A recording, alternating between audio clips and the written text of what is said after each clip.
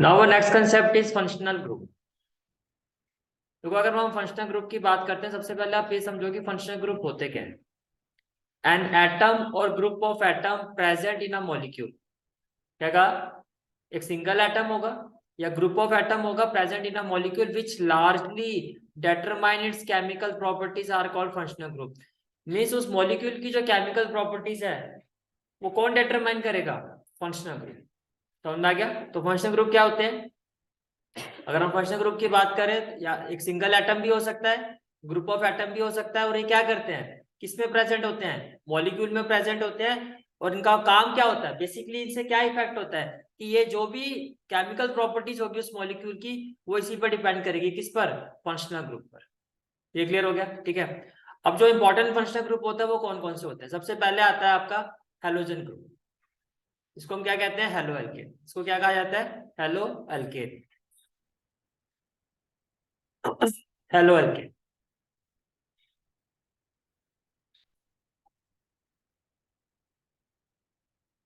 Halo alkane में देखो क्या क्या होता है आपको।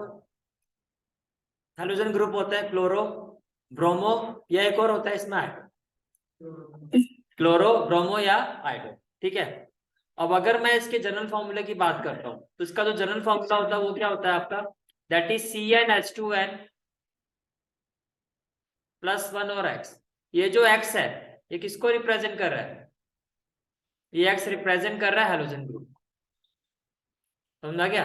जनरल फॉर्मूला है ना। तो इसका मतलब क्या? इसकी पॉसिबल वैल्यूज क्या क्या हो सकती है, जो मैंने अभी बताई आपको।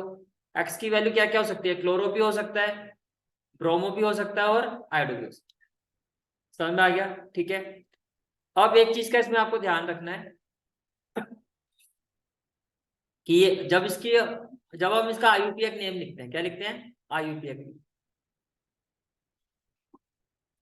तो ये जो आपका फंक्शनल ग्रुप है, ये फंक्शनल ग्रुप है, जैसे कि हम अभी बात कर रहे हैं, ये क्या है? Functional group. जब हम नेमिंग करेंगे तो ये जो फंक्शनल ग्रुप होगा ये क्या हो जाएगा? सफिक्स होगा या प्रेफिक्स होगा? पहले जो आता है उसको क्या कहते हैं? प्रीफिक्स। ठीक है। तो ये क्या हो जाएगा आपका? प्रीफिक्स हो जाएगा। प्रीफिक्स का मतलब जो पहले आएगा। कहने का मतलब है, फॉर एग्जाम्पल अगर मैं एन की जगह 1 पुट करता हूं, मैंने एन की जगह 1 पुट किया और एक्स की जगह मैंने पुट किया CN, तो ये जो जनरल फॉर्मूला ये क्या हो जाएगा आपका? CH3Cl। कोई दिक्कत? ठीक है, CH3Cl। अब देखो, मैंने कहा ये आपने जैसे देखा, आपने देखा भाई ये तो अल्काइल ग्रुप है, बिकॉज CnH2n+1 क्या होता है? Alkyl group. इसमें कोई दिक्कत तो नहीं है, राइट? अल्काइल ग्रुप में क्या होता है? अगर n = 1 होगा तो मिथाइल, अल्काइल मिथाइल। समझ में आ रहा है? n = 2, 2 कार्बन होगी तो क्या होगा? इथाइल। 3 कार्बन होगा तो क्या होगा? प्रोपाइल। कुछ ऐसा होता था, ये होता था आपका। ठीक है। लेकिन यहाँ पर देखो क्या है, यहाँ पर एक्चुअली ये आपका ओवरऑल अगर आप देखो इसमें तो ये आपका एल्केन ही था। कैसे था देखो, एल्केन का फॉर्मूला बताओ क्या था? CnH2n+2 +2 +1 करके एक हाइड्रोजन कम हो गया, उस एक हाइड्रोजन को किससे रिप्लेस कर दिया हमने? एक्स से। मेरी बात समझ में आ रही है आपको? अगर नॉर्मली देखो आपका ये होता है CnH2n+2, राइट? अब मैं अगर n की जगह 1 पुट करता हूं तो क्या होगा?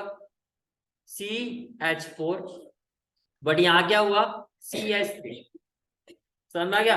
तो बेसिकली जो मैं समझाने की कोशिश कर रहा हूँ उसको समझो कि ये जो भी आपका ये फॉर्मूला बना है, इसको हमने क्या नाम दिया? इसको हम हेलो एल्केन कहेंगे। क्या कहेंगे? Halo alkane. It's not hello alkyl. मैं आपको मिथाइल ग्रुप वगैरह सारा इसलिए समझा रहा हूँ कि कंफ्यूजन मत रखना। है वो मिथाइल ग्रुप, लेकिन यहाँ पर जब यहाँ पे जुड़ेगा वो, तो एक्चुअली एल्केन बना है वो, क्योंकि एल्केन में ही एक हाइड्रोजन को आपने रिप्लेस कर दिया हेलोजन ग्रुप से। तो basically it is halo alkane, not hello alkyl. वो बात आपकी ठीक है कि सर CnH2n+1 तो एल्काइल ग्रुप होता है, बिल्कुल होता है, लेकिन सेपरेटली है। सेपरेटली नहीं है यहाँ पे। ये है CnH2n+1 और X। फर्स्ट ग्रुप के साथ जब ये जुड़ गया तो ये आपका एल्काइल नहीं रह गया, इसको क्या बोलोगे आप? एल्केन। ये बात समझ में आ रही है? ठीक है। यहाँ पर इसको क्या कहा जाएगा? Halo alkane. अब बात थी नोमेनक्लेचर की, तो मैंने क्या कहा, ये जो आपका फंक्शनल ग्रुप है ये आपका प्रीफिक्स रहेगा। तो पहले इसका नाम लिखोगे, तो Cl का मतलब क्या? क्लोरो। Cl का मतलब क्या, क्लोरो। अब कितनी कार्बन है, 1 का मतलब मिथ, और एल्केन है तो क्या कहोगे, मिथेन। समझ में आया कुछ, तो ये क्या हो गया आपका क्लोरो मिथेन। इसी तरह से CnH2n+1X। अब मैं X को रिप्लेस कर रहा हूँ Br से और N को रिप्लेस कर रहा हूँ 5 से। व्हाट वी विल हैव, ये हो जाएगा C5, 5 2 10+1 H11, और X की जगह क्या हो जाएगा, Br। तो कैन आई से दैट, पहले तो ये होगा आपका प्रीफिक्स। तो जब इस प्रीफिक्स यहाँ पर क्या है आपका फंक्शन ग्रुप ब्रोमो, तो आपने लिखा ब्रोमो, और कितनी कार्बन है 5, तो ब्रोमो पेंटेन। ये क्लियर हो गया, समझ में आ गया कैसे नेमिंग करनी है, ठीक है। इसके बाद आपका नेक्स्ट जो आता है आपका, वो आता है आपका functional group that is alcohol. क्या होता है, अल्कोहल। और इसके अल्कोहल, और इसको प्रेजेंटेशन क्या होती है इसकी, OH, यानी कि जो हाइड्रोक्सिल ग्रुप की तरह, हाइड्रोक्सिल ग्रुप होता है ना OH। अगर आपको, अब फॉर एग्जांपल देखो, जैसे कि मैंने लिखा है यहाँ पर, सेम वो इसी तरह का केस ले रहा हूं मैं, CnH2n+1। अब आपको यहाँ OH दिखाई दे रहा है, तो आपने देखा भी अल्काइल ग्रुप के साथ फंक्शनल ग्रुप होता है, और यहाँ जो फंक्शनल ग्रुप है वो OH है। अब OH का मतलब ये कौन सा फंक्शनल ग्रुप है, ये फंक्शनल ग्रुप है आपका अल्कोहल। कौन सा फंक्शनल ग्रुप है, अल्कोहल। ये चीज समझ में आ रही है, ठीक है। अब N की जगह मैंने पुट किया। अब पहले मैं आपको ये बता देता हूँ, जब इसका IUPAC नेम, जब हम इसका IUPAC नेम लिखते हैं, तो OH जो होता है इसको क्या कहा जाता है, ओल। जहां आपको OH से याद रखो, OH ओल। समझ में आ गया, ठीक है। और ये आपका सफिक्स होता है, मतलब यहाँ पर जो आपका फंक्शनल ग्रुप है इसको हम क्या कहते हैं, ओल। और ये प्रीफिक्स नहीं होगा, ये क्या होगा, सफिक्स होगा। तो पहले फिर इसको लिखा जाएगा। यहाँ पर ये वाला जो पार्ट है, ये हाइड्रोकार्बन वाला जो पार्ट है आपका, ये आपका प्रीफिक्स में रहेगा। ये चीज समझ में आ रही है, किसमें क्या कहो क्या होगा, ठीक है। ये वाला पार्ट क्या होगा आपका, प्रीफिक्स में रहेगा। फॉर एग्जाम्पल से n इज इक्वल टू 3, तो ये क्या हो जाएगा, C3H7OH। मैंने आपको क्या कहा, जैसे आपने OH देखा आप समझ गए अल्कोहल। फिर अल्कोहल में हमने ये सीखा है कि जो हाइड्रोकार्बन है वो क्या रहेगा, प्रीफिक्स रहेगा। तो ये हमारा प्रीफिक्स है। और OH जो है हमारा, ये क्या सफिक्स है, और इसको किस तरह से लिखा जाता है, इसको क्या कहा जाता है, ओल। इस फंक्शन ग्रुप को क्या कहा जाता है, ओल। ये समझ में आ गया, ठीक है। अब देखो 3 कार्बन है, तो 3 कार्बन का मतलब होता है प्रोपेन। ये समझ में आ रहा है। अब देखो जब भी हम एल्केन को फंक्शनल ग्रुप के साथ लिखते हैं, और वो प्रीफिक्स में आता है, किस में आता है, प्रीफिक्स में, तो ये जो E है इसको रिप्लेस करके आप इसको लिखोगे फंक्शनल ग्रुप। तो कहने का मतलब क्या है, ये क्या हो गया, प्रोपा, E को रिप्लेस कर दो फंक्शनल ग्रुप की नेमिंग से, तो क्या हो जाएगा, प्रोपानोल। कुछ समझ में आ गया, ठीक है। एक और एग्जांपल लेते हैं,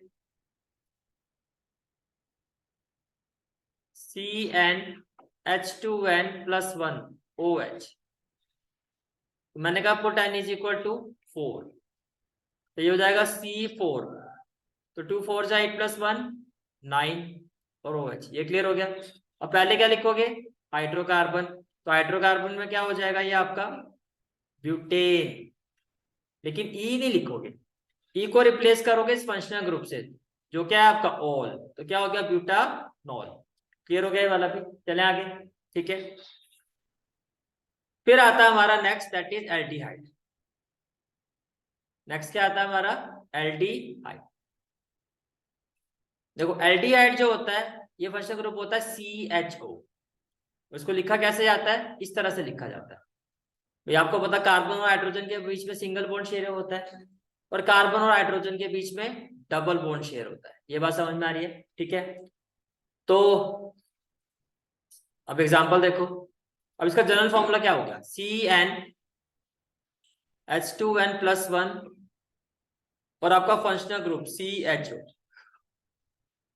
अगेन सेम चीज, ये जो हाइड्रोकार्बन वाला पार्ट है, इसमें जब हम एल्डिहाइड की नेमिंग करते हैं, तो उसमें भी हाइड्रोकार्बन वाला पार्ट हमारा क्या रहेगा, प्रीफिक्स।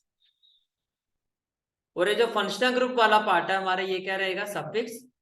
और इसको क्या बोला जाता है, एल, अल, एल, क्या बोला जाएगा, अल। जब साउंड आएगी तो किसकी आएगी, अल की। समझ में आ रहा है। जैसे कि फॉर एग्जांपल फॉर एग्जाम्पल आपने कहा n इज इक्वल टू 3, तो ये क्या हो जाएगा C3H7CHO। ये समझ में आ रहा है? अब देखो मैं अगर इसका स्ट्रक्चर बना के दिखाऊं आपको, हाँ जी नहीं, मैंने कहा मैंने इसकी जगह 3 रखा है, n की जगह मैंने क्या रखा है 3, ठीक है। जब आपने n की जगह 3 रखा तो ये हो गया C3, 3 2 6 प्लस। अभी ये बना क्या ये बता रहा हूँ, इसका स्ट्रक्चर बना के दिखाओ, ठीक है। नेमिंग में मैं अभी आता हूँ, तो देखो 1 2 3, इस फंक्शन ग्रुप को कैसे लिखोगे? C double bond O H और सिंगल बॉन्ड। पहले क्लियर हो गया? अब देखो 1 2 3 4 1 2 3 4 1 2 3 4। अब मान लो मैंने जैसे कि अभी कहा आपको, मैं आपको कहता अभी प्रोपानल लिखो, प्रोपानल। तो नॉर्मली जैसा अभी तक करते हुए आए हो, आप n की जगह 3 रखोगे। अब मान लो हमें लगता है कि भैया हमने n की जगह 3 रखा हो, ये प्रोपानल है। नल AL इसलिए कह रहा हूँ क्योंकि एल्डिहाइड ग्रुप है, और प्रोपेन हम इसलिए कह रहे हैं बिकॉज n इक्वल टू क्या है 3। लेकिन ओवरऑल टोटल काउंट करो कितनी कार्बन है, 1 2 3 4। तो एक्चुअली ये प्रोपानल नहीं बना, ये क्या बना, ब्यूटानल। तो जहां भी आपके फंक्शनल ग्रुप में कार्बन है, अब मैं जो कह रहा हूँ उस बात को ध्यान से सुना, जहां भी आपके फंक्शनल ग्रुप में कार्बन है वहां आपको बहुत ज्यादा केयरफुल रहना है, क्योंकि ऑलरेडी अगर एक कार्बन है तो जो नॉर्मली होता है उससे आपको एक कम लेके चलना। ये एक्चुअली बनेगा क्या आपका, देखो पहले तो इसकी देखो 1 2 3 4, यहाँ हाइड्रोजन आएगा 1 2 3 4 5 6 और 7। क्लियर हो गया C3H7। अब ये बनेगा क्या आपका, ये आपका बनेगा ब्यूटानल। ये समझ में आ गया? अब फॉर एग्जाम्पल मैं आपको कहता हूँ कि भाई आप बनाओ, मैंने आपको कहा भाई आप लिखो पेंटानल। क्या लिखो, पेंटानल। जैसे पेंटेन की बात हुई तो आप समझ गए n इक्वल टू क्या होगा 5। आपके माइंड में तो यही आएगा। लेकिन आप ये देखो कि भैया जो हमारा फंक्शनल ग्रुप है ऑलरेडी उसमें क्या है, एक कार्बन। तो एक कार्बन होने का मतलब जितना होना चाहिए नॉर्मली उससे मैं एक कम लूंगा। ये बात समझ में आ रही है? तो यहाँ पर आइडियली हमें क्या लेना चाहिए, n इज इक्वल टू 4। तो यहाँ पर आप लोगे n इज इक्वल टू 4। पहले ये चीज समझ में आ रही है? ठीक है, तो क्या हो जाएगा ये C4H9CH, कुछ ऐसा बनेगा। और ये है क्या आपका, ये आपका पेंटानल है। क्यों? क्योंकि अगर आप कार्बन देखो यहाँ पे 5, कार्बन कितनी है आपकी 5। तो ये क्या है आपका, अब इसका स्ट्रक्चर बनाओ तो 1 2 3 4, फिर फंक्शनल ग्रुप, तो C double bond O H और सिंगल बॉन्ड। अब यहाँ देखो 1 2 3 4 1 2 3 4 1 2 3 4 1 2 3 4। तो ये हो जाएगा 1 2 3 4 5 6 7 8 और 9। क्या हो गया ये आपका पेंटानल। क्यों पेंटानल कहा जा रहा है, क्योंकि कितनी कार्बन है 1 2 3 4 5। Is it clear? चले आगे, ठीक है। फिर हमारा नेक्स्ट फंक्शनल ग्रुप आता है हमारा, that is ketone. Ketone ketone की प्रेजेंटेशन कुछ इस तरह से होती है, C डबल बॉन्ड और दोनों साइड से सिंगल बॉन्ड रखते हैं। अब देखो इसमें नॉर्मली अगर मैं इसको बेसिक उस पर लिखूं तो कीटोन को कुछ इस तरह से लिखा जाता है, C डबल बॉन्ड O, दोनों ही साइड में क्या इसमें आता है, एल्काइल ग्रुप आता है। और एल्काइल ग्रुप का जो सिंबल होता है वो क्या होता है, R। एल्काइल ग्रुप का सिंबल क्या होता है, R होता है। R यहाँ पे किसको रिप्रेजेंट कर रहा है, CnH2n+1। ठीक है, तो अगर मैं इसको एक स्ट्रक्चर की फॉर्म में लिखूं, मैं फॉर्मूले की फॉर्म में लिखूं, तो यहाँ भी हो गया CnH2n+1। यहाँ डिफरेंट दिखाने के लिए क्या लिख सकते हो, CnH2n+1। और इसको कैसे लिख सकते हो, R C double bond O R'। Clear हो गया? ठीक है, ये कीटोन होता है। अब यहाँ भी थोड़ा केयरफुल रहना है, क्यों? क्योंकि ऑलरेडी इस फंक्शनल ग्रुप में भी क्या है, एक कार्बन है, एक कार्बन है। इसमें भी क्या होता है, जब नेमिंग की जाती है तो जो हाइड्रोकार्बन होती है, जो हाइड्रोकार्बन रहेगी वो क्या रहेगी, प्रीफिक्स। क्या रहेगा, प्रीफिक्स। और जो फंक्शनल ग्रुप होगा वो क्या होगा, सफिक्स। और उसको क्या कहा जाता है, और। देखने में वन पढ़ा जाता है पर यहाँ इसको क्या पढ़ता है, ऑन। इसको आप अगर मैं हिंदी में लिखूं तो ये क्या है आपका ऑन। ठीक है। जैसे कि फॉर एग्जांपल मान लो मैंने कहा भी प्रोपानोन का स्ट्रक्चर बनाओ, प्रोपानोन। तो आपको पहली चीज तो समझ में आ जानी चाहिए भैया, ऑन दिखाई दे रहा है तो किसका फंक्शनल ग्रुप है, कौन सा फंक्शनल ग्रुप है, कीटोन। दूसरी चीज आपको केयरफुल रहना है कि ऑलरेडी इसमें क्या है, एक कार्बन है, ऑलरेडी एक कार्बन है। तो नॉर्मली प्रोपेन में कितनी कार्बन होनी चाहिए, 3। एक तो ऑलरेडी है, अब आपको कितनी चाहिए, 2। तो अब आप क्या कर सकते हो, put n is equal to 1, एक यहाँ 1 पुट कर दो, और put n dash equal to 1। ये समझ में आ रही है बात, ये क्लियर हो गया। तो जैसे आप पुट करोगे बट वी विल हैव, देखो यहाँ पुट करोगे तो ये हो जाएगा CH3, C double bond O, और ये हो जाएगा आपका CH3। क्या हो जाएगा, CH3। ये क्लियर हो गया, ठीक है। तो देखो ये हो गया C डबल बॉन्ड O और C। कितने हाइड्रोजन है, 3, 1 2 3, 1 2 3। क्लियर हो गया, 1 2 3 4 5 6। क्या कहोगे इसको, प्रोपा।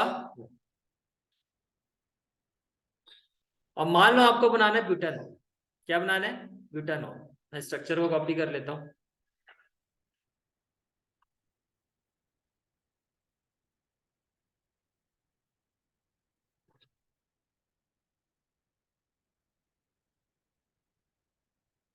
मान लो आपको बनाना है ब्यूटानॉल, ठीक है। अब आपका जो फोकस है वो किस पर रहेगा,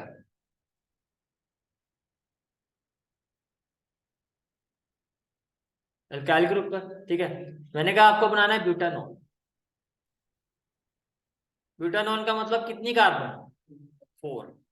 तो आपको पता 4 कार्बन चाहिए, पर इस किस चीज का ध्यान रखना है, ऑलरेडी वी हैव 1 कार्बन। तो बेसिकली हमें और कितनी कार्बन चाहिए, 3।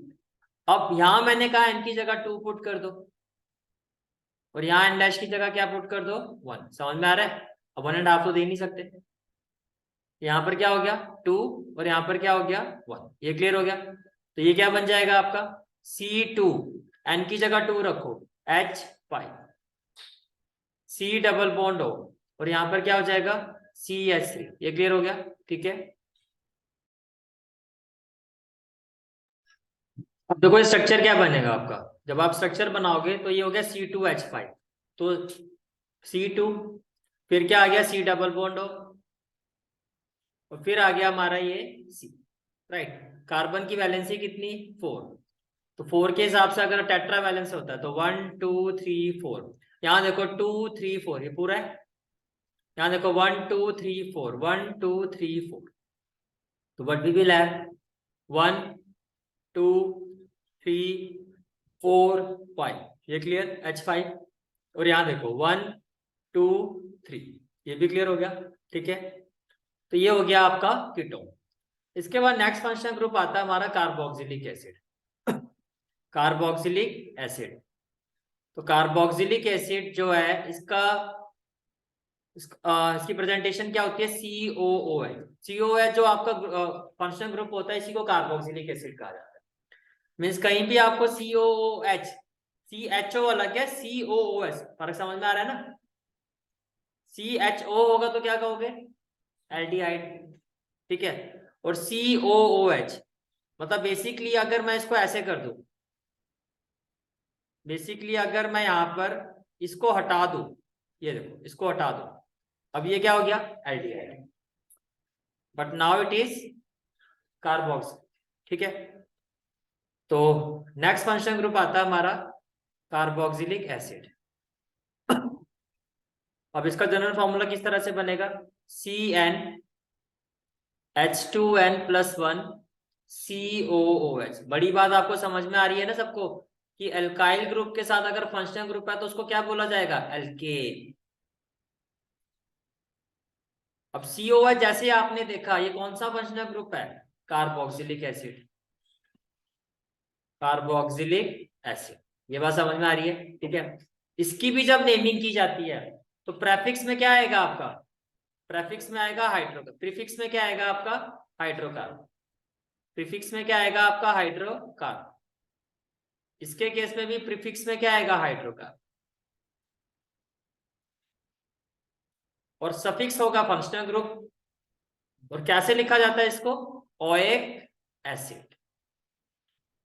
जहां COH ग्रुप आएगा, जब उसकी नेमिंग करोगे तो एज ए सफिक्स क्या लिखोगे? ओएक एसिड। फॉर एग्जाम्पल मैंने कहा भाई आपको ब्यूटानोइक एसिड लिखो, ब्यूटानोइक एसिड।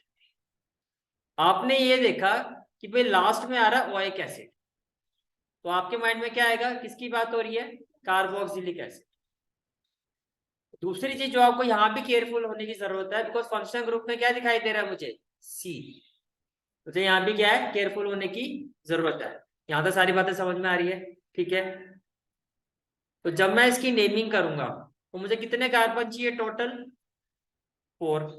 ब्यूटानोइक एसिड है तो कितने कार्बन चाहिए? 4।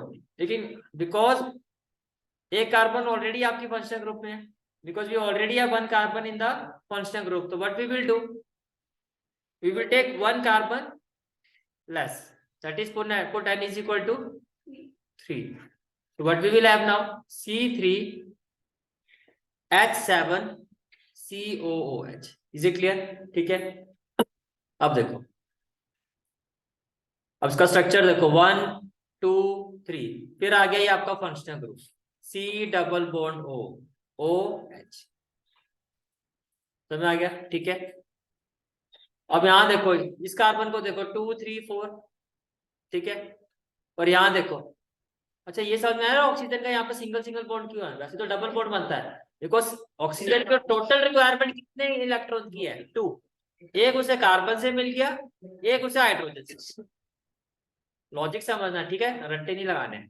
अब देखो यहाँ पर इस कार्बन को देखो 1 2 3 4, 1 2 3 4, 1 2 3 4, तो 1 2 3 4 5 6 और 7।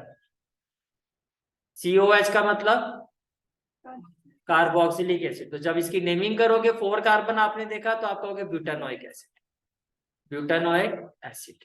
क्लियर हो गया? सारे समझ में आ गए ये? ठीक है।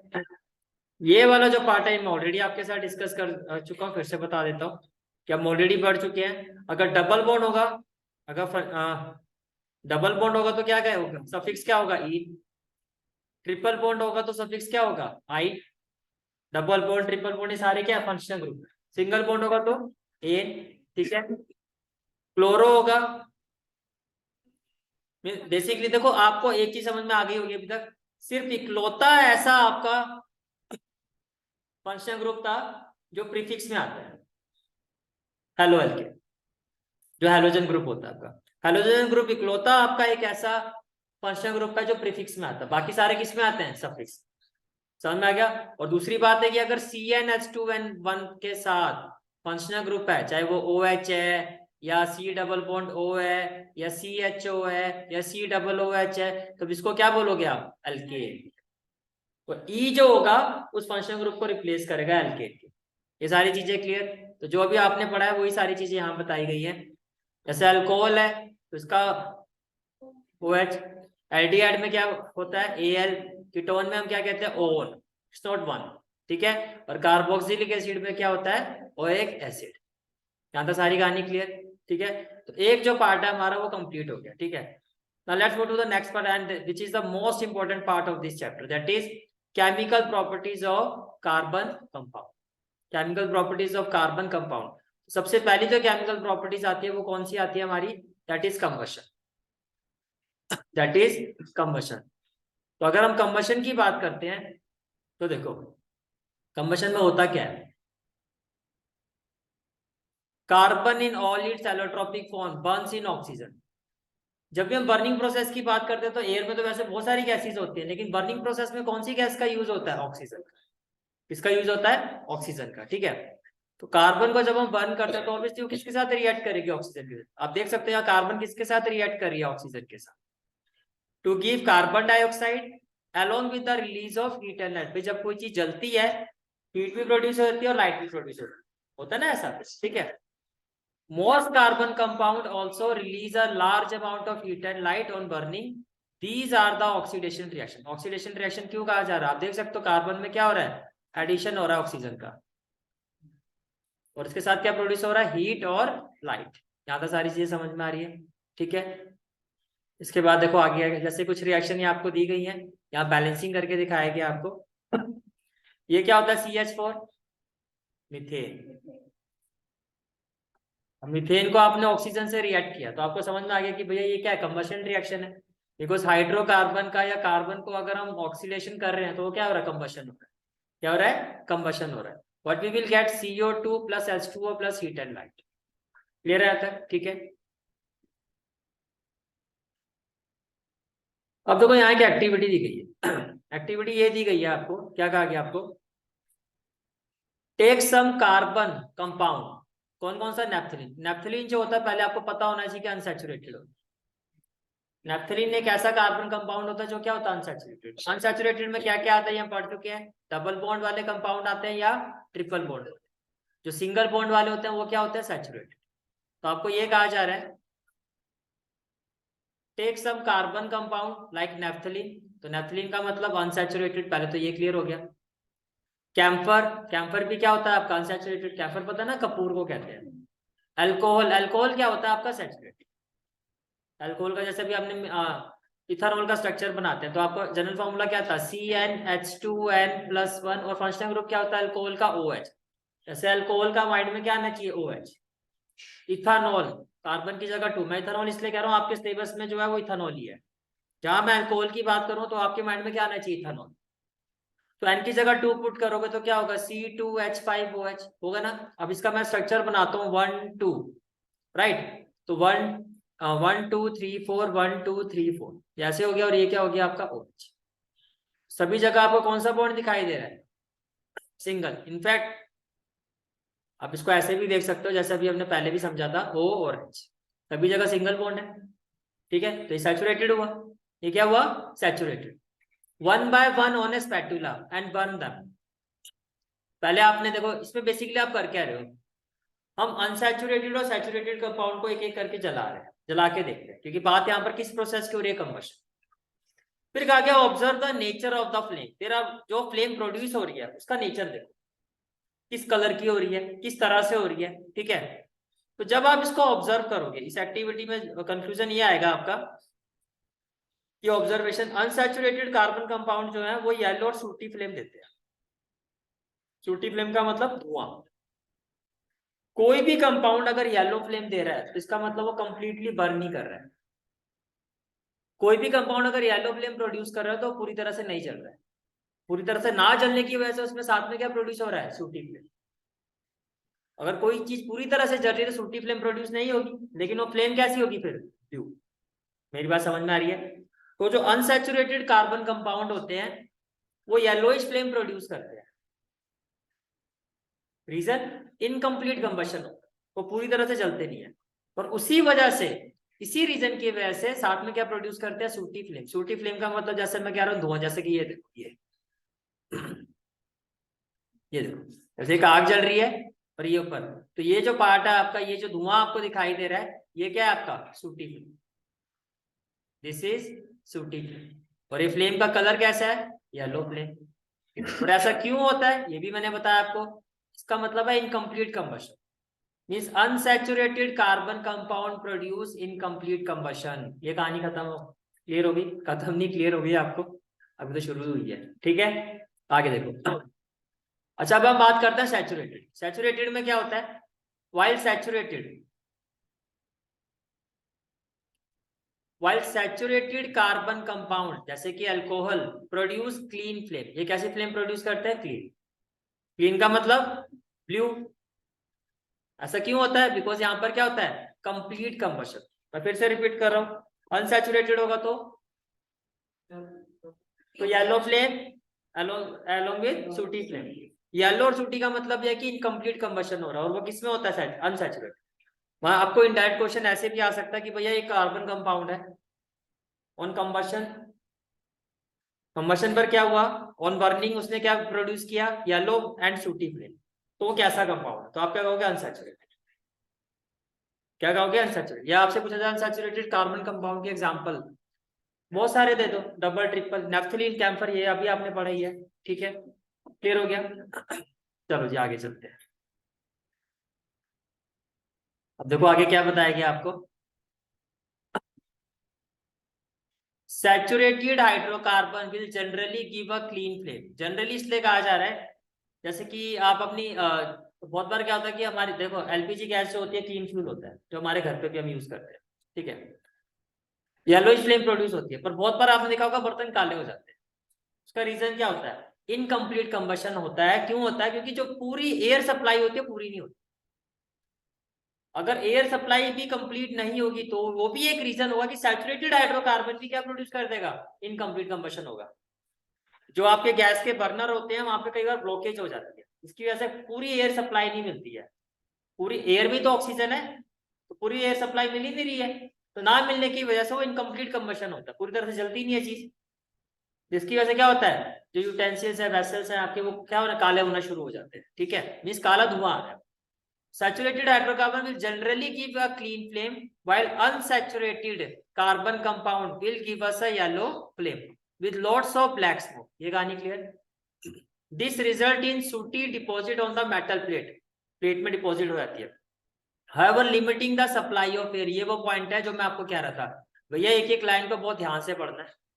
क्वेश्चंस आप देख ही रहो, अभी एक सैंपल पेपर हम कर चुके हैं, किस तरह के क्वेश्चंस आ रहे हैं।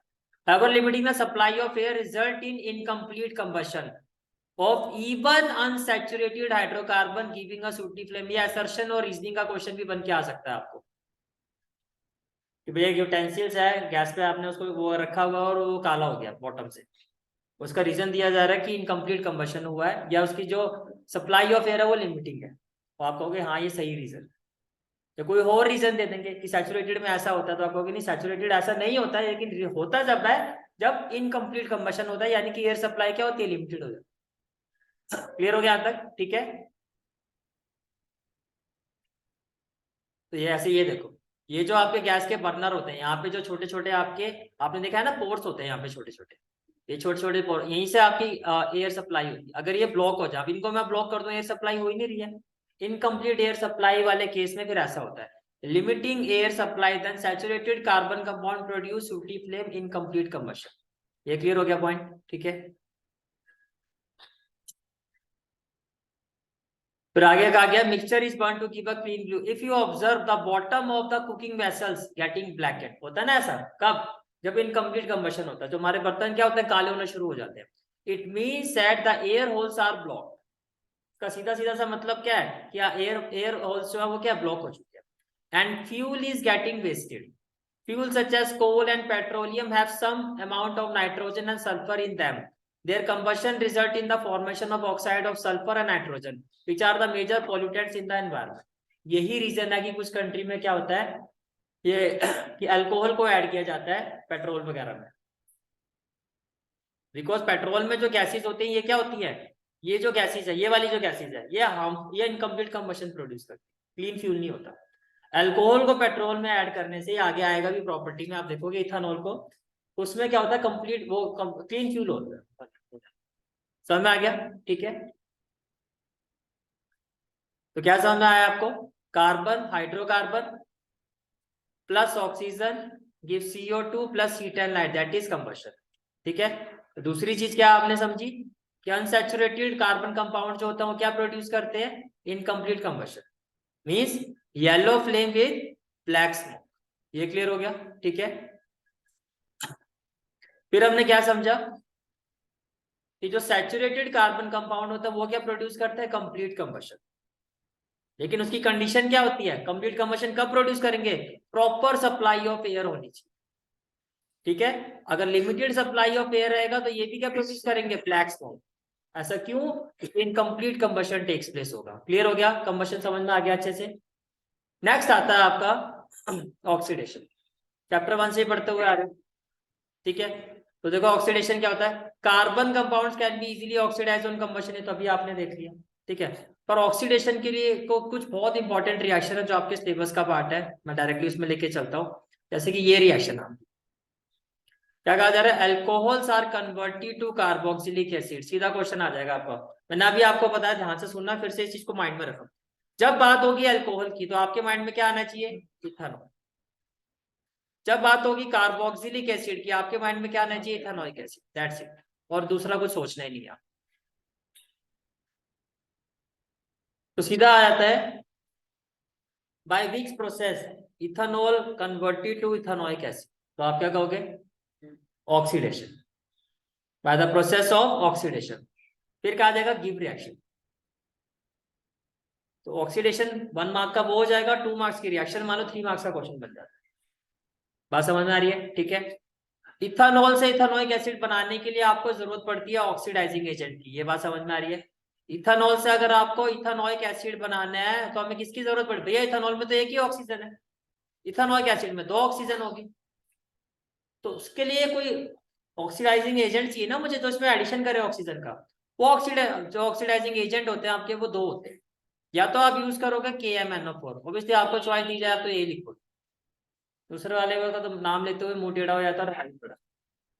K2Cr2O7 पोटेशियम डाइक्रोमेट, और ये है पोटेशियम पर मैग्नेट। समझ में आ गया? ठीक है। तो पर अगेन आपको पूरा पता होना चाहिए, कुछ भी आ सकता है कि पोटेशियम ये ऐसे दे देंगे, ये दे देंगे, कहा जाएगा K2CO2, ये बताओ ये रिएक्टेंट क्या होगा, सॉरी प्रोडक्ट क्या होगा। और फिर आपको ये भी दे सकते हैं कि ये K2Cr2 7 ये है क्या यहाँ पर, तो आप कहोगे ये यहाँ पर एक ऑक्सीडाइजिंग एजेंट।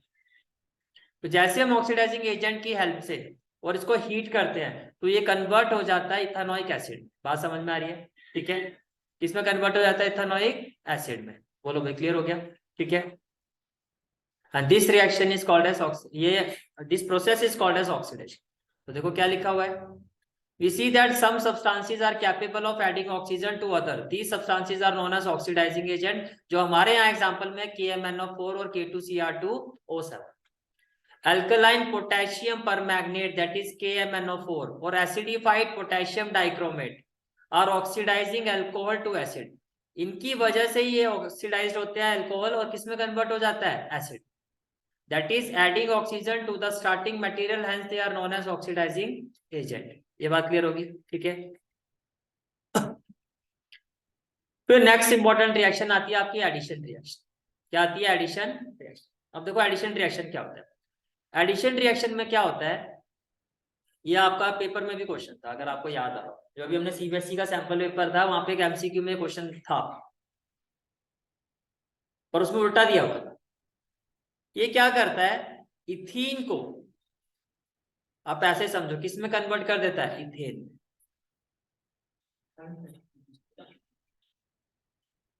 अनसैचुरेटेड को किस में कन्वर्ट कर देता है? सैचुरेटेड। तो देखो क्या लिखा हुआ है, unsaturated hydrocarbon and hydrogen in the presence of catalyst. वो कैटलिस्ट क्या क्या होते हैं? पैलेडियम और निकल। अब यहाँ पे कैटलिस्ट का क्या रोल होता है? ये रिएक्शन को स्पीड अप कर देते हैं। ये हर एक एक पॉइंट का आपको पता होना चाहिए क्या किस चीज के लिए होता है। यहाँ पे कैटलिस्ट का क्या रोल होता है? ये रिएक्शन को क्या कर देते हैं? स्पीड अप कर देते हैं। और इससे होता क्या है कि जो अनसैचुरेटेड, जो आपका ये अनसैचुरेटेड हाइड्रोकार्बन होता है, ये क्या देता है हमें? Saturated hydrocarbon. ये बात क्लियर होगी? ठीक है। Then this reaction is commonly used in the hydrogenation. Hydrogenation का मतलब होता है एडिशन ऑफ हाइड्रोजन। आपने क्या किया? हाइड्रोजन को ऐड कर दिया। जैसे कि अगर आप यहाँ रिएक्शन में ध्यान दो, अगर आप यहाँ इस रिएक्शन को देखो तो देखो यहाँ पर क्या हुआ है, यहाँ पर क्या हुआ, H2 को आपने इसमें ऐड कर दिया, एक H यहाँ आ गया, एक H यहाँ आ गया। अब देखो जैसे मैंने यहाँ H लगा दिया, सिंगल बॉन्ड लगाओ, कार्बन की बैलेंसी पूरी हो रही है, 1 2 3 और 4, तो डबल से क्या बन गया? सिंगल। इस कार्बन को भी देखो आप, 1 2 3 और 4, समझ में आ गया? तो addition of hydrogen in the presence of catalyst क्या होता है? इससे unsaturated hydrocarbon converted to saturated. ये बात समझ में आ रही है? ठीक है। तो यही यहाँ आपको बताया जा रहा है, this reaction is commonly used in the hydrogenation of vegetable oil using a निकल कैटलिस्ट, यानी कि हम किसका हाइड्रोजनेशन करते हैं, यानी कि ये आपको बताया जा रहा है इंडस्ट्रियल एप्लीकेशन क्या है, इसका यूज कहाँ होता है? इसका यूज होता है इंडस्ट्री में। कहाँ यूज, किस चीज में यूज होता है? हम वेजिटेबल ऑयल को क्या करते हैं? वेजिटेबल ऑयल का क्या करता है? हाइड्रोजनेशन करते हैं with the help of addition reaction.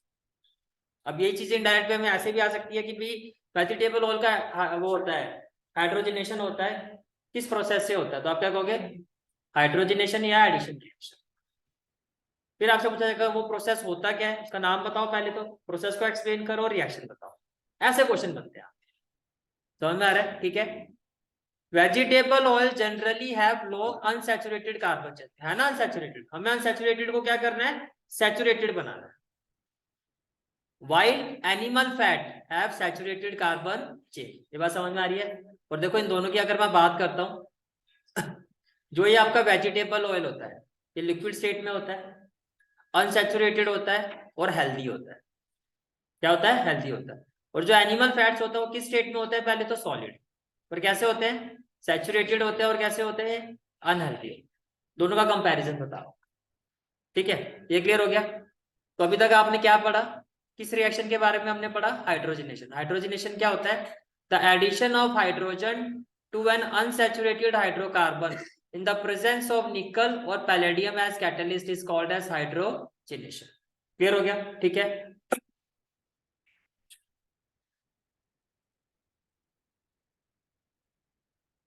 अब देखो एडिशन रिएक्शन पर इंपॉर्टेंट क्वेश्चन किस तरह से आता है और किस तरह से आपको आंसर करना है। ये क्वेश्चन दिया हुआ है आपको,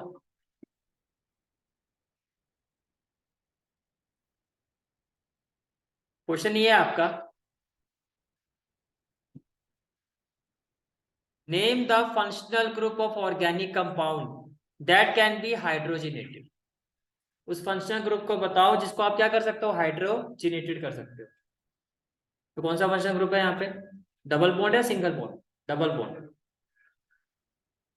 कहता है डबल बॉन्ड ट्रिपल बॉन्ड सारे क्या होते हैं? फंक्शनल ग्रुप होते हैं। इतना समझ में आ रहा है? ठीक है। With the help of suitable example, तो एग्जाम्पल में वो रिएक्शन लिखोगे आप। Explain the process of hydrogenation mentioning the condition of reaction, condition क्या थी? In the presence of catalyst. Name any one natural source of organic compound that are hydrogenated. Vegetable oil, very good. ठीक है, जब आप answer दोगे तो किस तरह से दोगे आप? फंक्शनल ग्रुप क्या हो गया आपका? एल्कीन या एल्काइन, कोई भी आप अनसैचुरेटेड बोलोगे। फंक्शनल ग्रुप बोल रहा है तो फंक्शनल ग्रुप के नाम ही लिखोगे, एल्कीन या एल्काइन। समझ में आ गया? ठीक है। हाइड्रोजनेशन, ये प्रोसेस। एडिशन देखो नाम तो है उसका, पर अगर प्रोसेस को कहा क्या जा रहा है, अगर आप उसको प्रोसेस से रिलेट कर तो ज्यादा क्या समझ में आ रहा है? Addition of hydrogen, that is hydrogenation. समझ में आ रहा है? ठीक है। और कौन सा नेचुरल सोर्स यहाँ पर होता है? Vegetable oil. एक्सप्लेन कैसे करना वो आपको सारा भी बता दिया। ठीक है। इसके बाद फिर नेक्स्ट रिएक्शन आती है आपकी, दैट इज सब्स्टिट्यूशन रिएक्शन। तो सब्स्टिट्यूशन रिएक्शन में क्या होता है आपका? देखो सब्स्टिट्यूशन रिएक्शन में क्या होता है हमारा? Saturated hydrocarbon are fairly unreactive. क्या होती है? अनरिएक्टिव, तो रिएक्ट नहीं करती है। And are inert in the process. Inert का मतलब do not react with other chemical of most reason. ठीक है। However in the presence of sunlight, लेकिन वो अगर ऐसा करना भी हो तो किस कंडीशन में होता है ऐसा कि वो रिएक्ट करे? वो होता है however in the presence of sunlight chlorine is added to hydrocarbon in a very fast reaction. लेकिन अगर हम सनलाइट की प्रेजेंस में देखें तो हम क्लोरीन को क्या करते हैं? ऐड करवाते हैं, और ये रिएक्शन भी काफी फास्ट होता है। Chlorine can replace the hydrogen atom one by one. One by one से मेरा मतलब क्या है? देखो यहाँ पर जैसे कि ये आपको ये क्या दिया गया? मीथेन। मीथेन में क्या ऐड कर दिया आपने? क्लोरीन। लेकिन कंडीशन क्या है? इन the presence of sunlight, that is important point. Condition क्या है? इन द प्रेजेंस ऑफ सनलाइट। ठीक है। अब देखो, अब हमने कहा कि वन बाय वन रिप्लेस करता है। क्या करता है? वन बाय वन रिप्लेस करता है। अब इस चीज को समझो, वन बाय वन का मतलब क्या? देखो, जैसे ये क्लोरीन ऐड हो गया तो 4 हाइड्रोजन थे, कितने हो गए? 3। और एक हाइड्रोजन यहाँ से रिलीज हो गया और एक क्लोरीन यहाँ से, ये प्लस में क्या आ गया? HCl आ गया। पहले बताओ ये चीज समझ में आई? ठीक है। अब जो फाइनल प्रोडक्ट है वो क्या आपका? Main CH3Cl। अब आपने लिखा CH3Cl, फिर मैंने इस पे Cl2 ऐड किया। What I will have? Again एक क्लोरीन और ऐड हो जाएगा, तो it will be CH2Cl2 plus में क्या हो जाएगा? HCl। ये क्लियर हो गया? अब जो नेक्स्ट प्रोडक्ट है आपका वो रिएक्टेंट क्या लोगे आप? CH2Cl2 plus Cl2। Now what we will have? अब एक हाइड्रोजन और कम कर दो, ये हो जाएगा CHCl3 प्लस HCl। ये भी क्लियर हो गया? Then CHCl3 plus Cl2. Now what we will have CCl4 plus HCl. Sometimes directly ये क्वेश्चन भी एग्जाम में पूछा जाता है, पूछ लेते हैं कि भैया how will you convert methane to CCl4. CCl4 का मतलब होता है कार्बन टेट्रा क्लोराइड. तो हाउ विल यू कन्वर्ट, तो आंसर क्या होगा, by substitution reaction we can convert CH4 to CCl4. और इस चीज को आपको पूरा एक्सप्लेन करके दिखाना होगा. और एक्सप्लेनेशन में मेन चीज क्या लिखोगे भैया, जनरली जो सैचुरेटेड रिएक्शन होते हैं अनरिएक्टिव होती है, लेकिन इन द प्रेजेंस ऑफ सनलाइट हम जब क्लोरीन को ऐड करते हैं तो ये रिएक्शन काफी फास्ट होता है और एक एक करके हाइड्रोजन को रिप्लेस करता है. तो in this way we can convert methane to carbon tetrachloride and then explain all this step. पानी क्लियर है, ठीक है. इसके बाद फिर आपका नेक्स्ट कंसेप्ट आता है some important properties of ethanol and ethanoic acid. भैया टोटल हम यहाँ पर 5 प्रॉपर्टीज पढ़ेंगे. कितनी पढ़ेंगे, 5. और 5 बड़ी इंपॉर्टेंट है, जिसमें से 2 तो आपकी किसकी होंगी, इथानॉल की. 2 किसकी होंगी, इथानॉल की. और 3 आप पढ़ोगे इथानॉइक एसिड. बात समझ में आ रही है, ठीक है.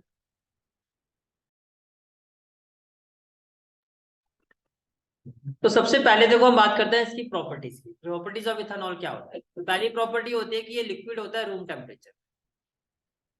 मैं बार बार कह रहा हूँ, चाहे अल्कोहल की बात होगी तो इथानॉल, यहाँ तो डायरेक्टली बात इथानॉल की करें तो फर्स्ट प्रॉपर्टी क्या होती है इसकी कि ये कैसा होता है, ये लिक्विड फॉर्म में होता है. किस, कहां पर, रूम टेम्परेचर. ये क्लियर हो गया, ठीक है.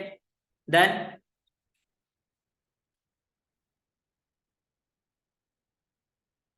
चलो जी, इसके बाद नेक्स्ट प्रॉपर्टी क्या आती है इसकी, ethanol is commonly called alcohol and is the active ingredient of all alcoholic drink. In addition because it is a good solvent. आपने देखा होगा इजीली डिसॉल्व हो जाता है वाटर में, देखा तो होगा ही, ठीक है, हंस रहे हो. It is also use in medicine such as tincture of iodine, cough syrup. अगर कोई बच्चा कफ सिरप पी रहा, कह रहा अच्छा टेस्ट है, मजा आ रहा है उसको, तो भैया डाउटफुल केस है. भाई इतना मजा कैसे आ रहा है तेरे को, ठीक है. And many tonics. Ethanol is also soluble in water in all proportion. तो किसी भी उसमें डालो ये पूरी तरह सोल्यूबल होता है, ठीक है. However consumption of small quantity of dilute ethanol causes drunkenness. मदहोश होना शुरू हो जाते हैं, थोड़ी थोड़ी क्वांटिटी में छूना शुरू हो तो देखो नोटबुक गिर गई यहाँ से, ठीक है. Even though this practice is condemned, it is socially widespread. हालांकि इस चीज के लिए मना किया जाता है कि भैया आपकी हेल्थ के लिए ठीक नहीं है, आपके लीवर के लिए ठीक नहीं है, फिर भी शान से पी जाती है, बुला बुला के पी जाती है, पार्टी में पी जाती है. देखो कितना कुछ हो रहा है भाई. However, in take of even a small quantity of pure ethanol called absolute. अच्छा एक बात सुनो भाई, एब्सोल्यूट अल्कोहल का मतलब क्या होता है ये बताया तो आपको. एब्सोल्यूट अल्कोहल का मतलब ये होता है कि 99% उसमें अल्कोहल होगा, सिर्फ 1% वाटर होगा, उसको एब्सोल्यूट अल्कोहल का. जहाँ ये वर्ड आ जाए ना एब्सोल्यूट अल्कोहल, तो एब्सोल्यूट अल्कोहल का मतलब क्या होता है, उसमें 99%, यानी कि उसमें जो वाटर होगा वो सिर्फ 1%, ठीक है. तो अगर, हाँ, अगर आप एब्सोल्यूट अल्कोहल का इवन स्मॉल क्वांटिटी भी कोई इनटेक कर लेता है तो कब निकल जाएगा पता नहीं चलेगा, वो लीथल होता है, ठीक है. Also long term consumption of alcohol leads to many health problem. ये हम सबको पता है, लेकिन फिर भी सब महान है, ठीक है. अब देखो मैं रिएक्शन, मैंने क्या कहा, इथानॉल की कितनी रिएक्शन है, 2. इसमें से पहली रिएक्शन ये है कि इथानॉल रिएक्ट विद सोडियम. इस पे क्वेश्चन देखो कैसा आएगा, क्वेश्चन भी कुछ इस तरह से आएगा. A gas is evolved when ethanol react with sodium, name the gas and right balance equation. इस तरह से क्वेश्चन. तो देखो ये इथानॉल है, CH3 CH2OH. किसके साथ रिएक्ट किया आपने, सोडियम के साथ. अब मेटल आता है, इसके ऊपर कैसा चार्ज होगा, पॉजिटिव, और ऑक्सीजन के ऊपर कैसा होता है, नेगेटिव. तो होता क्या है, पॉजिटिव जो है इस नेगेटिव के पास चला जाता है. But we will have CH3CH2ONA. Hydrogen अकेला तो रिलीज नहीं होगा, तो क्या होगा, hydrogen in the form of a gas. तो अ गैस इज इवॉल्व्ड, तो कौन सी गैस हो रही है, हाइड्रोजन गैस. और बैलेंसिंग करोगे फिर इसको इस तरह से बैलेंसिंग करके दिखाना, ये बैलेंसिंग होगी इसकी. समझ में आ गया, पहली रिएक्शन समझ में आ गई क्या, reaction of ethanol with sodium. और ये जो आपका कंपाउंड बनता है इसको कहा जाता है सोडियम इथोक्साइड. क्या कहा जाता है, सोडियम इथोक्साइड. ये क्लियर हो गया, ठीक है. नेक्स्ट रिएक्शन जो आती है आपकी वो ये होती है reaction to give unsaturated hydrocarbon. भैया एक बात बताओ, अभी हमने क्या पढ़ा था, अनसैचुरेटेड से सैचुरेटेड, कौन सी रिएक्शन, एडिशन या हाइड्रोजनेशन। इंडस्ट्रियल एप्लीकेशन क्या थी, वेजिटेबल ऑयल को कन्वर्ट करते हैं। वेजिटेबल ऑयल कैसा होता है, अनसैचुरेटेड होता है, उसको सैचुरेटेड में कन्वर्ट किया जाता है। अब यहाँ अपोजिट है, यहाँ क्या कहा जा रहा है, saturated to unsaturated, saturated to unsaturated. तो रिएक्शन टू गिव अनसैचुरेटेड, अभी कैसे होता है, ये भी बड़ा इंपॉर्टेंट रिएक्शन है, इसको कहा जाता है डिहाइड्रेशन रिएक्शन। क्या कहा जाता है इसको, डिहाइड्रेशन रिएक्शन। और डिहाइड्रेशन का मतलब क्या होता है, रिमूवल ऑफ वाटर, यहाँ पर वाटर को रिमूव कर दिया जाता है। समझ आ रही है मेरी बात, कहने का मतलब ये हुआ आपका, reaction to give unsaturated hydrocarbon, इसमें क्या होता है, हीटिंग इथेनॉल एट 443 केल्विन। हम इथेनॉल को किस टेम्परेचर पे हीट करते हैं, 443 kelvin, with excess concentrated sulphuric acid. इस चीज का ध्यान रखना। और यहाँ पे सल्फ्यूरिक, मैंने कौन सी रिएक्शन बताई, डिहाइड्रेशन, तो यहाँ पे जो सल्फ्यूरिक एसिड होता है यही होता है डिहाइड्रेटिंग एजेंट, या सेपरेटली क्वेश्चन पूछा जाता है। Result in the sorry dehydration of ethanol to give ethene, यानी कि हुआ क्या, देखो यहाँ पर, this is ethanol in the presence of concentrated H2SO4, और किस टेम्परेचर में हीट करना है आपने इसको, 443 kelvin. What we will have, we will get ethene plus H2। अब ये क्वेश्चन बहुत तरह से पूछा है, जैसे ये, how is ethene prepared from ethanol, तो आप क्या कहोगे, bye dehydration reaction. Name the reaction, dehydration. फिर इस रिएक्शन को लिख के दिखाना होगा आपको, पूरा एक्सप्लेन करोगे, टेम्परेचर जरूर मेंशन करना है। फिर इसी में क्वेश्चन आता है, what is the role of sulphuric acid in this reaction, तो आप कहोगे it act as a dehydrating agent. ये किसकी तरह एक्ट करता है, डिहाइड्रेटिंग एजेंट की तरह एक्ट करता है। ये बात समझ में आ गई, ठीक है। अब कुछ इंपॉर्टेंट बातें यहाँ भी आपको बताई गई है, जैसे कि unlike ethanol, intake of methanol in very small quantity can cause death। Methanol तो क्या होगा, थोड़ा सा भी अगर कोई ले ले, जैसे कहते हैं ना जहरीली शराब, ये वही होती है। Methanol is oxidize to methanal in the liver. होता क्या, देखो ध्यान से समझना इस चीज को। भाई जैसे एग होता है, अंडे होते हैं, उसको जब ऑमलेट बनाया जाता है, उसको कुक किया जाता है, वो फ्रीज हो जाता है, जम जाता है ना पूरा का पूरा वो। इसी तरह से क्या होता है कि जब मिथानॉल का हम इंटेक करते हैं तो ये लीवर में जाता है, और किस फॉर्म में जाता है, मिथानॉल की form. Methanol is oxidize to methanol in the liver. समझ में आ गया, ये क्या हो जाता है, ऑक्सीडाइज होता है। उससे क्या होता है, methanol react rapidly with the components of cell. Cell में जितने भी कंपोनेंट्स होते हैं उनके साथ क्या करता है, बहुत जल्दी से रिएक्ट करना शुरू कर देता है, और उनको क्या कर देता है, फ्रीज कर देता है। इट कोगुलेट्स द प्रोटोप्लाज्म, यानी कि प्रोटोप्लाज्म क्या हो जाता है, फ्रीज हो जाता है। और आप देखो ना, हमारी बॉडी का तो स्ट्रक्चरल यूनिटी क्या है, सेल। अगर वही अफेक्टेड हो गया तभी तो लीवर डैमेज हो जाता है। In much the same way an egg is coagulated by cooking. Methanol also affect the optic nerve, ये हमारी ऑप्टिक नर्व को भी अफेक्ट करता है। इवन इससे ब्लाइंडनेस भी हो सकती है, इंसान अंधा भी हो सकता है। इतने सारे गुण होने के बावजूद फिर भी अगर कोई पी रहा है तो क्या कहा जाए, हालांकि जो पी जाती है वो तो इथेनॉल होता है, तो पीने वाले इसको भी गटक जाते हैं। ठीक है, कई बार आपने सुना, हाँ जी,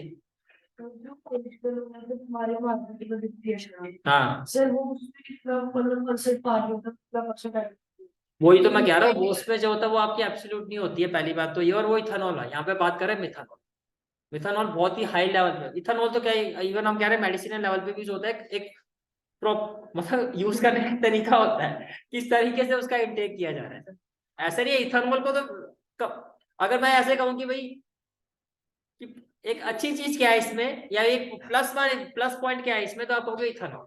इथेनॉल को हम मेडिसिनल यूज में यूज करते हैं, इंडस्ट्री में यूज किया जाता है, इस तरह से यूज किया जाता है। लेकिन जो मैं ये बात कर रहा हूँ, अब आपको ये लग रहा होगा सर लोग इतने इतने तो नहीं निकलते, वही मिथानॉल ही लेते, वो इथेनॉल लेते हैं, और वो भी डिहाइड्रेटिंग होती है, वो इतना वो ऐसे पर नॉर्मली देखो, ये तो जहरीली बोला जाता है ना, ये तो है ही पॉइजनस, ये तो है ही आपकी वो इस तरह से। समझ में आ गया, बस मोटी मोटी बात इसी चीज को समझो। देखो अब बात किसकी आ रही है, इथेनॉल की, यानी कहते हैं ना अंधों में काना राजा, तो यहाँ पे वो राजा कौन है, इथेनॉल है, क्योंकि वो काना है, एक आंख तो उसकी भी निकली हुई है, लेकिन काना है एटलीस्ट उसको दिख रहा है, समझ लो वाली बात है। Ethanol is an important industrial solvent, ये देखो मेन तो इनका यूज ये है, पर हम अपना भी यूज निकाल लेते हैं। To prevent the misuse of ethanol produce for industrial use. अच्छा देखो, जो इथेनॉल इंडस्ट्री में यूज होता है उसको कोई घटक ना जाए, जैसे कि अभी भाई साहब पूछ रहे थे, उसके लिए क्या कहता है, उस पे उसको डाई किया जाता है, उसमें ब्लूइश कलर डाला जाता है ताकि उसको देख के समझ में आ जाए ये भैया पीने वाली चीज तो नहीं है एटलीस्ट। ये कौन सी वाली है जो इंडस्ट्री में यूज होती है।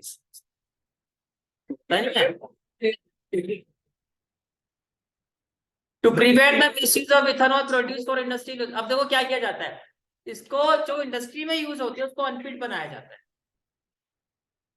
यानी कि उसमें वो चीजें डाली जाती है जो पीने लायक है नहीं, पॉइजनस, जैसे कि मैंने क्या कहा मिथेनॉल।